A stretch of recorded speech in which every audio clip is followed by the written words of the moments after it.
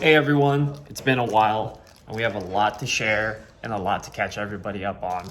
So in this video, we're going to be talking about some of the VBAC stuff and what's sort of changed, as well as Catching COVID? Yep, the results of catching COVID and kind of our experience with that and some of the little things that we've done around in the backyard. So stay tuned.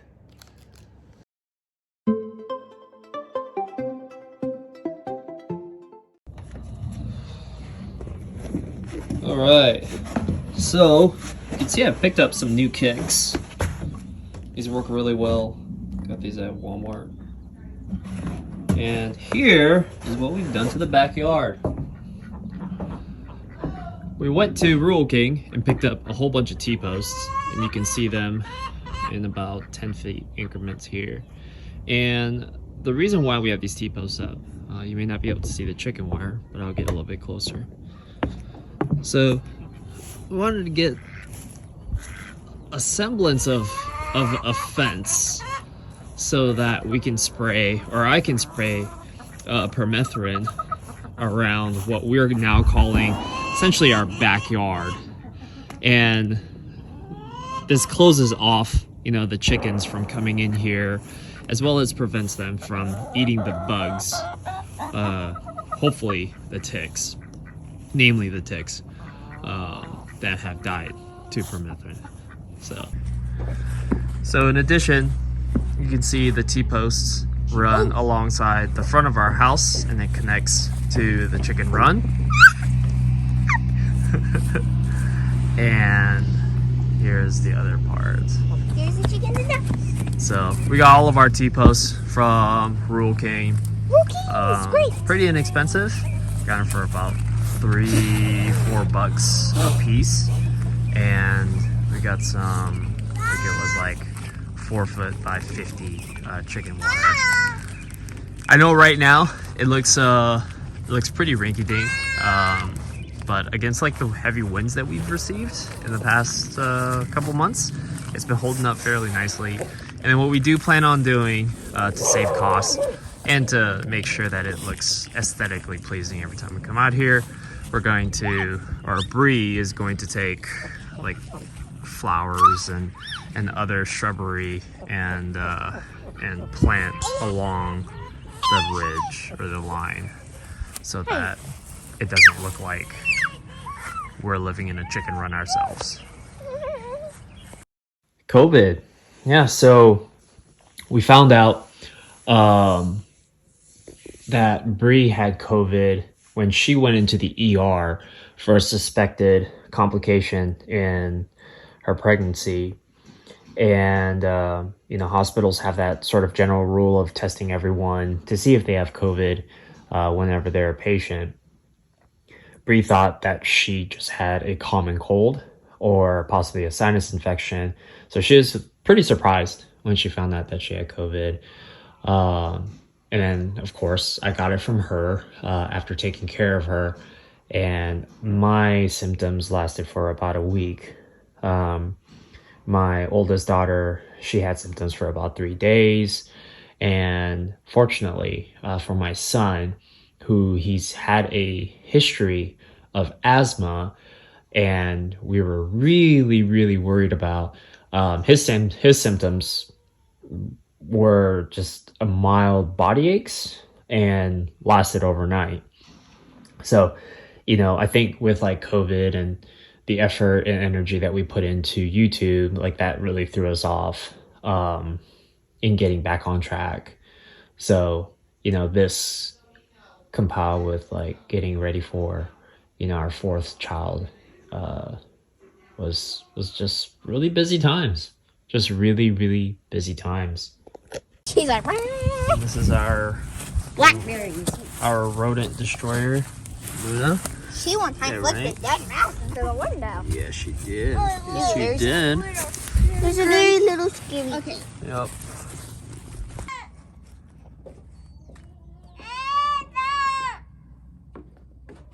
Is that your nature call, Zoe? Yes, it's her. It's a nature call. She does confidence. Oh, nice. Confidence. Nice. You know how to walk upstairs. Yeah. So for any of you that are wondering, hey, what about that awesome plan for the vegetables? So here's where we're at. It's not Alexis, awesome right honey, now. what's that over there? This is a lettuce and cauliflower. All right. I don't know if any of y'all have seen that joke where, like a couple had mentioned something around like spending $300 for all this planting supply and vegetable garden supply to get 25 cents worth of vegetables back. Well, I'll tell you what, we've got a pretty big deficit to crawl ourselves out of. So hopefully, at least we can get something out of these. Alexis, what are these? Blueberries. Blueberries. These are all blueberries? Yeah. Okay. Yeah, I need to pay more attention to this stuff. Can I tell you something? Why did the elephant throw butter out into the window? Why? Because I wanted to see a butterfly. What? Butterfly! On the other hand, we have been successful at planting chickens. You can see these are pretty close for picking. They just grow out of the ground as such. And here's our flock. Despite the winter that we had, we actually lost 0 chickens. A few folks at work, they've told me that they've had chickens before, and whenever it comes to like a sudden freeze or a flash freeze, they've lost chickens before. And we really didn't do anything really out of the norm. We just made sure they were well fed and kept them hydrated, made sure that their water, when it did freeze, that we, refilled it or replaced it with like non-frozen water. So very elementary things. I'd say the other big component of like what kept them warm is their chicken coop, which here is insulated, and we paid a little bit for this. It wasn't cheap, and it was definitely store-bought, but I'll say like this has served us really well and kept not just the chickens, but we're also putting the ducks in here too. Oh, look at that. So we got some eggs to pick up. There's only not a lot, but there's 3 there. There's 6 here. And there's some in the coop. Yeah, there's some in the coop. And duck eggs. Also, duck eggs. There are chicken eggs as well. Yeah. 15. Yeah. Something that Alexis really wants to show everyone is we recently enrolled our children into karate, which is actually a really significant deal for our kids because we homeschool them. We have to go out of our way for them to have some sort of social event or get a chance to meet folks, and especially with COVID, it really compounded that sort of isolation effect of staying indoors and staying away from folks. So here's kind of what their karate lessons are all about. So whenever we're doing the roundhouse, we're going to take our foot and we're going to turn and we're going to kick. So let me show you what it looks like. Whoa! But then a side kick is a bit similar to that, because the side kick is wherever you kick in their stomach, but the roundhouse is wherever you kick beside them. And then the front kick is a very easy kick. You have to bend your knee up and kick.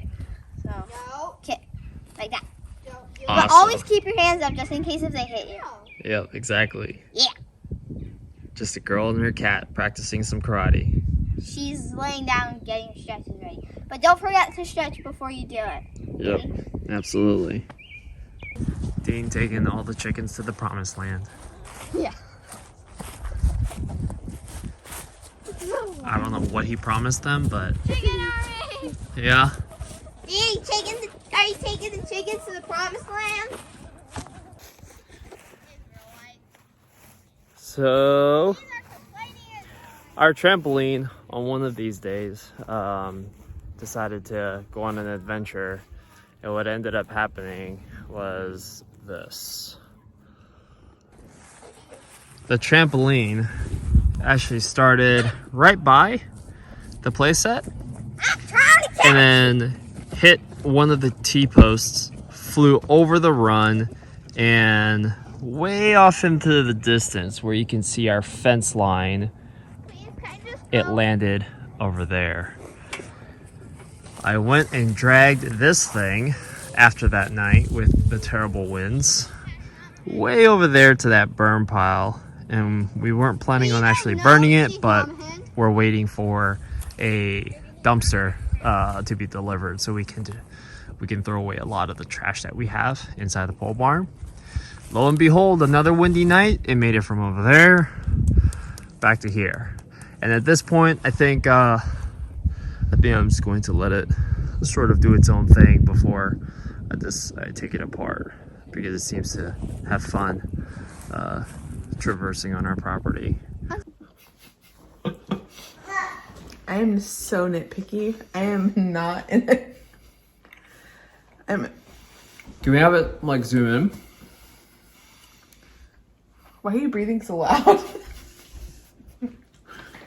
These Sour Patch Kids are so good. This is me on a daily basis.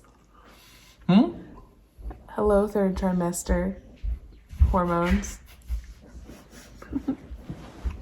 Even if I sat in a quiet room, I would find something to irritate me.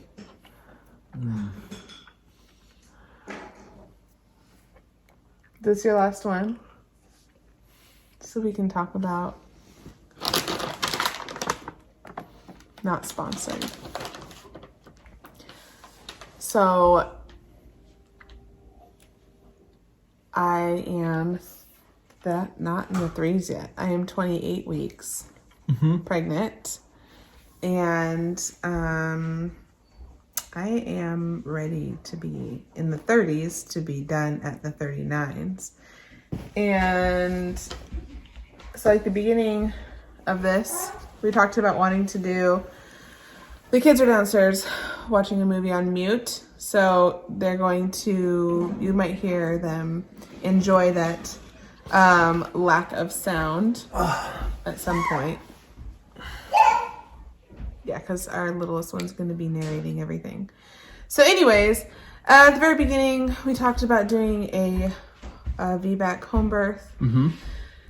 And we haven't really talked about, well, we were going to update that topic a while ago, but then things just kept changing, and it kept changing so much. And then like I had to accept the changes and like emotionally just like getting on board with those changes. So we're no longer going to be doing a home birth. About 90, I'm still going to say 99.9% sure it's going to be a repeat cesarean.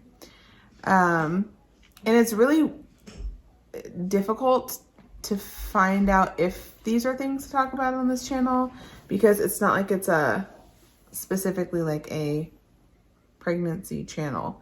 But it is about our lives, and this is, I feel like there's stuff like this that other people, other women and other husbands who support their wives experience these types of, you know, would you call it like a bump in the road or whatever? Yeah. We have this idea in our head of how we want something to go, and it doesn't go that way. But long story short, I had, and we have a video on this on our channel somewhere, the eSure device put in years ago. It's been 7 years, 8 years. I don't know, it was a long time ago. At that point in time, Andrew and I were just like the beginning of our marriage, and we did not have our, you know, ultimate like financial security. And there's just a lot of different variables that were at play that had us decide that we were okay with just having 2 children. Fast forward 5 years later, God really laid it on our hearts that we wanted to have more kids. And aside from that, the eSure device that I had, it was black boxed by this time. I had a lot of health complications from it, and I was absolutely blessed to find a provider in Texas. It was a few hours away, but he was one of the doctors who knew what he was doing. He helped, I think, didn't he say he like wrote part of a book on the procedure? Like he showed us a book or something. He's like, I don't remember. Yeah, he was very intelligent. But he was a doctor. He was also a Christian as well. So like he prayed over me before my surgery. He's now retired, so I can't recommend him to anybody. But it was in the Fort Worth area. So he did that. He did the reversal, and I became pregnant with Zoe 6 months later. He recommended, in the pamphlet, it says recommendation is a cesarean if you do conceive after that. And so we did that, and I was hoping to be able to try for a VBAC this time, just because, you know, that's how it was with Alexis and Dean. I didn't have any complications or anything outside of the norm, so I was able to just experience that initially, and I would prefer that healing process over a C-section healing process.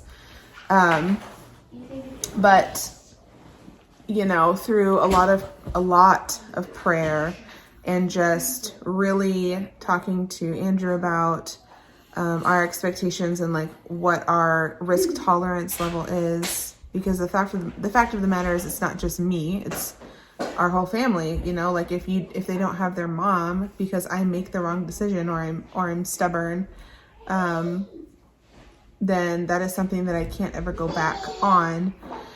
So my midwives said that they were no longer comfortable with it after my 20-week ultrasound that we had done, because that doctor said that they wouldn't recommend doing a home birth, and here's why, X, Y, and Z.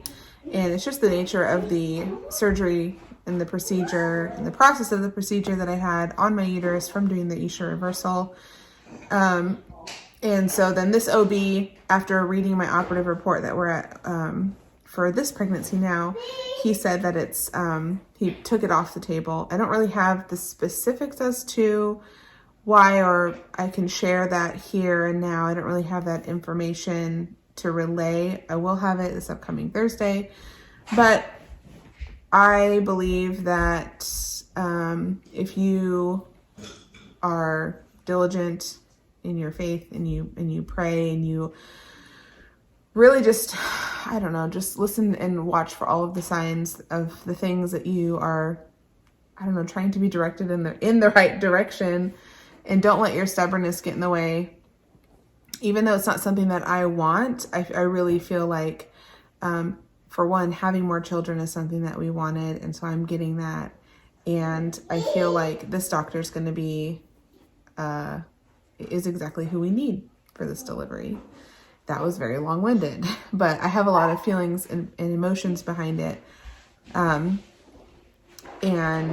we are so looking forward to our next child. Did we ever even share if it was a girl or a boy? No, we have not. It's been so long. Should we keep it a surprise? I think I said the baby's name at the beginning of the video. Did you? I don't know. But it could still be a girl or a boy name. Yeah, I guess so. Like, we're going to put all this in the video anyway. So, should we? Do you want to tell them? Yep. So everyone, we are having a boy. Really excited. Boy. So this will make, so he'll be our second son. Mm-hmm. And we have this cadence of girl, boy, girl, now boy. Yeah. So, you know, we don't know if this sort of like biological tradition is going to continue as we, you know, aspire to have more kids. But we're really excited. And we're going to name him Sam. Samuel. Yep, Samuel. And you know, we're just really excited. And for us here, we have already had one C-section. Well, I had the C-section, but he took care of me the whole time. And it wasn't a bad experience. It's just that I am, it's hard for me to stay down when I am down. And this time around, like, since I know what to expect as far as like recovery process goes, that's the part that I'm really like, oof, I don't want to do that again. But I am a big girl and I will not be stubborn and I will do it again.